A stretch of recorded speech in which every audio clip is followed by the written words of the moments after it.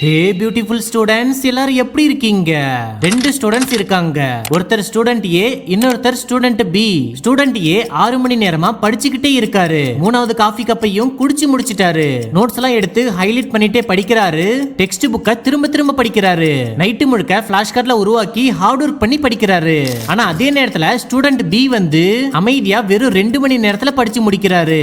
என்ன ரிவ்யூ பண்ணணும், எப்படி ரிவ்யூ பண்ணணும்னு அவருக்கு தெளிவா தெரிஞ்சிருக்கு.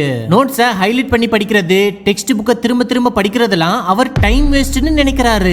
சரி, இப்போ சொல்லுங்க, ஸ்டூடெண்ட் ஏவா இல்ல ஸ்டூடெண்ட் பியா யார் எக்ஸாம்னு வந்துட்டா அதிக மார்க் ஸ்கோர் பண்ணுவாங்க?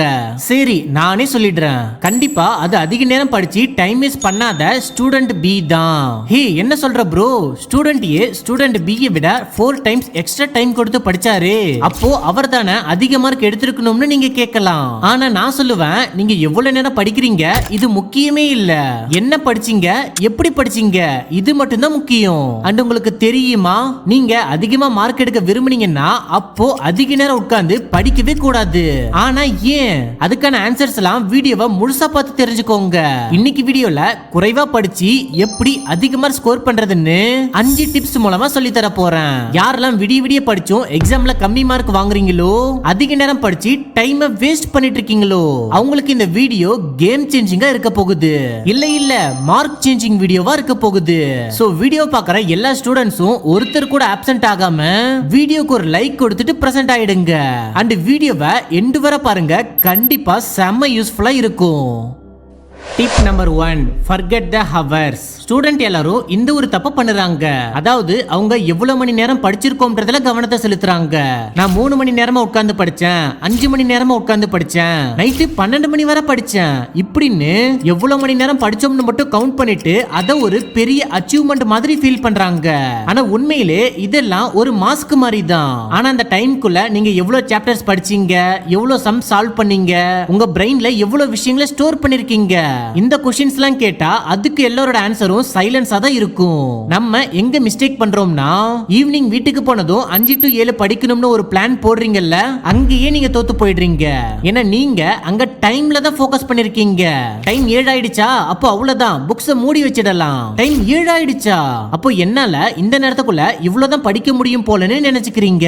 ஆனா அதுவே நீங்க டைம் ஃபிக்ஸ் பண்ணாம இந்த சாப்டரை இந்த ஒரே சிட்டிங்ல படிச்சு முடிக்கணும்னு படிக்க ஸ்டார்ட் பண்ணீங்கன்னா இந்த மைண்ட் செட் உங்களுக்கு அதிக ஃபோக்கஸ் கொடுக்கும். வேகமா படிப்பீங்க, டிஸ்ட்ராக்ட் ஆக மாட்டீங்க. அண்ட் நீங்க அது படிச்சு கம்ப்ளீட் பண்ற வர உட்கார்ந்து படிச்சுக்கிட்டே இருப்பீங்க. ஆனா அதே நீங்க டைம்ல ஃபோக்கஸ் பண்றப்போ ஒண்ணு அந்த டைம் ஆனதும் போதும்னு மூடி வச்சிடுவீங்க, இல்லாட்டி டைமே ஆயிடுச்சு என்னால இவ்வளவுதான் படிக்க முடியுதுன்னு கில்ட் ஃபீல் குள்ள போயிடுவீங்க. சோ நெக்ஸ்ட் டைம் எவ்வளவு மணி நேரம் படிக்கலாம்னு யோசிக்காம எவ்வளவு படிச்சிருக்கணும், எதை படிச்சு முடிச்சாகணும்னு ஃபிக்ஸ் பண்ணிட்டு படிக்க ஸ்டார்ட் பண்ணுங்க. Tip number 2, read backwards. இது கொஞ்சம் வித்தியாசமா இருக்கலாம், சிலருக்கு கேட்க மோசமா கூட தோணலாம். ஆனா நான் சொல்றத கேளுங்க.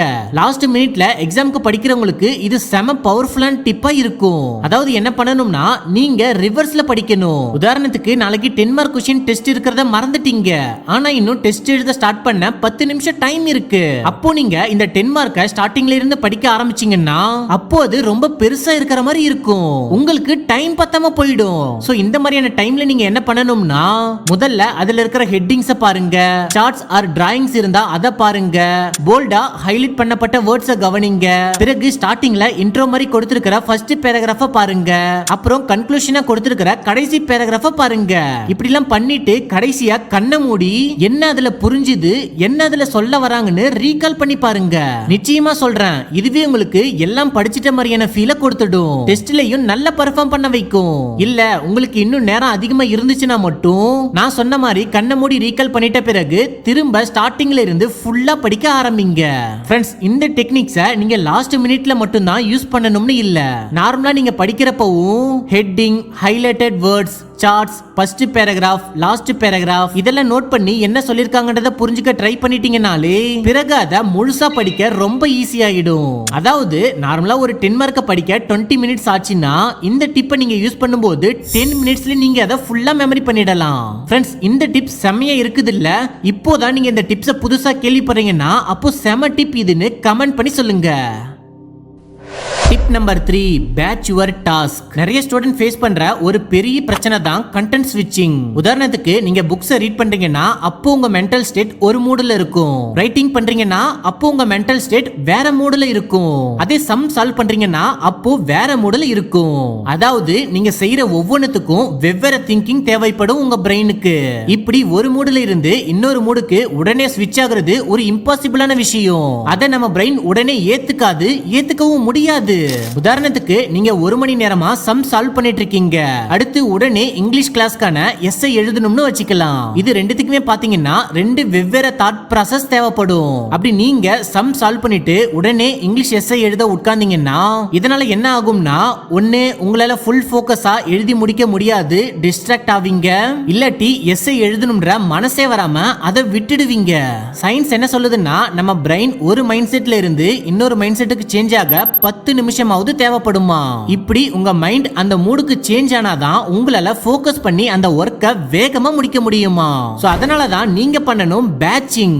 அதாவது ஒரே கேட்டகரிக்குள்ள வர எல்லா டாஸ்கையும் சேர்த்து ஒரே நேரத்துல செய்யணும். உதாரணத்துக்கு முதல்ல மேக்ஸ் ப்ராப்ளம் சால்வ் பண்ணிட்டு அதுக்கப்புறம் இங்கிலீஷ் எஸ்ஸை எழுதிட்டு பிறகு சயின்ஸ் ப்ராப்ளம் சால்வ் பண்ணிட்டு கடைசியா மீண்டும் ஹிஸ்டரி எழுத போறீங்கன்னா அப்போ இதுக்கு நீங்க 3 தடவை மைண்ட் செட்டை ஸ்விட்ச் பண்ண வேண்டி இருக்கும். இதனால தேவையில்லாம டைம் வேஸ்ட் ஆகும். சோ இதுக்கு பதிலா என்ன பண்ணணும்னா, முதல்ல maths problem and science problem ஒரு பேட்சாவும் அடுத்து இங்கிலீஷ் எஸ்ஸே அண்ட் ஹிஸ்டரி ரைட்டிங்க ஒரு பேட்சாவும் பிரிச்சுக்கிட்டு பண்ணீங்கன்னா அப்போ ஒரே தடவை மட்டும்தான் மைண்ட் ஸ்விட்ச் பண்ற அவசியம் ஏற்படும். இதனால உங்களுக்கு டைம் சேவ் ஆகும் அண்ட் நீங்க அதை வேகமாவும் பண்ணி முடிச்சிடலாம். Tip number 4 time blocking. Friends, அப்படி நீங்க கம்மியா படிச்சு அதிக மார்க் எடுக்க ஆசைப்பட்டீங்கன்னா அப்போ நீங்க படிக்கிறதுக்கும் கம்மியான நேரம் தான் கொடுக்கணும். அதுவே படிக்கிறதுக்கு அதிகமா டைம் கொடுத்துட்டீங்கன்னா அப்போ உங்களோட மார்க் கண்டிப்பா குறைஞ்சு போயிடும். என்ன ப்ரோ வித்தியாசமே இருக்குன்னு கேக்குறீங்களா?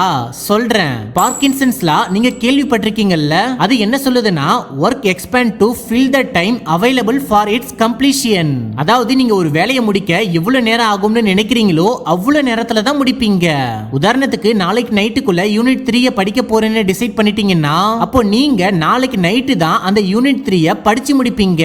ஆனா உண்மையிலே யூனிட் 3 படிக்க வெறும் 1 மணி நேரம் தான் தேவைப்பட்டிருக்கும். ஆனாலும் நீங்க டெட்லைனை நாளைக்கு நைட்டு வரை கொடுத்ததால சரி அப்புறம் பாத்துக்கலாம், அதான் டைம் இன்னும் இருக்குல்லன்னு ஒரு மைண்ட் செட் உருவாகி நீங்க பிக்ஸ் பண்ண அந்த லாஸ்ட் மினிட்ல தான் நீங்க பண்ணவே ஆரம்பிப்பீங்க. இதனால அந்த நேரத்துல உங்களுக்கு ஃபோக்கஸ் கம்மியா இருக்கும், டிஸ்ட்ராக்ட் ஆவீங்க, லாஸ்ட் மினிட்ல பிரஷர் ஆவீங்க. சோ அதனால நீங்க என்ன பண்ணணும்னா டெட்லைன் செட் பண்ணணும். அதுவும் உண்மையிலே அதை முடிக்க எவ்வளவு டைம் ஆகுமோ அந்த டைமை செட் பண்ணணும். உதாரணத்துக்கு முன்ன சொன்னீங்கல்ல நாளைக்கு நைட்டுக்குள்ள யூனிட் 3 படிக்கணும்னு, ஆனா அதுக்கு உண்மையிலே ரியல் டைம் எவ்வளவு தேவைப்படும்? வெறும் 1 மணி நேரம் தானே. சோ இப்போ டெட்லைனை அடுத்த 1 மணி நேரத்துக்குள்ள முடிச்சாகணும்னு ஃபிக்ஸ் பண்ணீங்கன்னா அப்போ அந்த 1 மணி நேரத்துக்குள்ளேயே நீங்க அதை படிச்சு முடிச்சிடுவீங்க. இப்படி அதுக்கு எவ்வளவு டைம் உண்மையிலே ஆகுமோ அத டெட்லைனை செட் பண்றப்போ உங்களோட ஃபோக்கஸ் இப்போ அதிகமா இருக்கும், டிஸ்ட்ராக்ட் எதுவும் ஆக மாட்டீங்க, உங்களோட ப்ரொடக்டிவிட்டியும் 2x பூஸ்டர்ல இருக்கும். சோ அதனால இனிமே டெட்லைனை ரொம்ப கேப் விட்டு செட் பண்ணாம ரியலிஸ்டிக் டைம்க்குள்ள முடிச்சாகணும்னு செட் பண்ணி படிங்க. Tip number 5 don't waste your time. நீங்க எக்ஸாம் எழுதிட்டு இருக்கீங்களோ இல்ல ஹோம்வொர்க் ப்ராப்ளம்ஸ் சால்வ் பண்ணிட்டு இருக்கீங்களோ நிச்சயமா ஒரு நேரம் வரும் அப்போ நீங்க எதுவுமே தெரியாம முடியாம ஸ்டக் ஆகி நிப்பீங்க. அதாவது என்ன பண்ணணும்ன்ற ஐடியாவே இல்லாத ஒரு சிச்சுவேஷன் அது. அந்த நேரத்துல நீங்க பண்ண வேண்டியது எது உங்களை ரொம்ப யோசிக்க வச்சுதோ, எது உங்களை ஸ்டக் ஆகி நிக்க வச்சுதோ அதை ஸ்கிப் பண்ணிட்டு போய்கிட்டே இருக்கணும். நானுமே இதே மாதிரி தான் ஸ்கூல் டைம்ல இருந்தேன். ஏதாவது ஒரு ப்ராப்ளம 20 ல இருந்து 30 நிமிஷத்துக்கு மேல டைம் கொடுத்தும் அதை சால்வ் பண்ண முடியாம போயிட்டா ரொம்ப கில்ட்டியா ஃபீல் பண்ண ஆரம்பிச்சிடுவேன். இதுக்கு இவ்வளவு நேரத்தை வேஸ்ட் பண்ணிட்டேன், இவ்வளவு நேரம் வேஸ்ட் பண்ண பிறகும் என்னால அதை சால்வ் பண்ண முடியலன்னு ஃபீல் பண்ண ஆரம்பிச்சிடுவேன். ஆனா இந்த மாதிரியான சிச்சுவேஷன் ஒரு சைக்காலஜிக்கல் ஃபெனோமெனனை ரிஃப்ளெக்ட் பண்ணுது. அதுக்கு பேரு சன் காஸ்ட் ஃபேலசின்னு சொல்லுவாங்க. அதாவது நமக்கு வராத ஒண்ணுக்கு அதிக டைம் எஃபோர்ட்லாம் போட்ட பிறகு அட இவ்வளவு நேரத்தை நான் வேஸ்ட் பண்ணிட்டேன்னு கில்ட் ஃபீல்க்குள்ள உள்ள போய் மேலும் எதுவும் பண்ணாம அப்படியே சும்மா இருக்கிற மாதிரியான நிலைக்கு போயிடுவீங்க. ஃப்ரெண்ட்ஸ், உங்களுக்கு எக்ஸாம்ல எதுக்காவது ஆன்சர் மறந்து போச்சா ரொம்ப யோசிச்சு டைம் வேஸ்ட் பண்ணாதீங்க. அடுத்த क्वेश्चनக்கு மூவ் ஆகி ஆன்சர் பண்ண ஆரம்பிச்சிடுங்க. ஏதாவது சம் சால்வ் பண்ண முடியலையா சும்மா அதையே போட்டு டைம் வேஸ்ட் பண்ணாதீங்க. அடுத்து இதுக்கு மூவ் ஆன் பண்ணி போங்க. என்ன நிறைய ஸ்டூடண்ட்ஸ் வெறும் யோசிக்கிறதால மட்டுமே அதிக நேரத்தை வேஸ்ட் பண்ணிட்டு இருக்காங்க. ஏதாவது தெரியலையா அப்ப மத்தவங்கள்ட்ட கேட்டுருங்க, டக்குன்னு ஆன்சர் கிடைச்சிடும். இல்லாட்டி அடுத்து படிக்க போலான்னு மூவ் ஆன் ஆகிடுங்க. ஆனா டைம் மட்டும் வேஸ்ட் பண்ணாதீங்க. ஃப்ரெண்ட்ஸ், இன்னைக்கு வீடியோல நான் 5 டிப்ஸ் ஷேர் பண்ணிருக்கேன். அது எல்லாத்தையும் இன்னையில இருந்து இப்பல இருந்து ஸ்டார்ட் பண்ற விதமா அந்த 5 பவர்ஃபுல் டிப்கான நேமையும் கமெண்ட் பண்ணி சொல்லுங்க பார்க்கலாம். இதன் மூலமா யார் வீடியோவை சரியா கவனிச்சிருக்கீங்க, யாருக்கு அதிக மெமரி பவர் இருக்குன்னு பார்த்துடலாம். அந்த வீடியோ பிடிச்சிருந்தா லைக் பண்ணுங்க. சேனலுக்கு புது ஸ்டூடெண்டா இருந்தா சப்ஸ்கிரைப் பண்ணிக்கோங்க.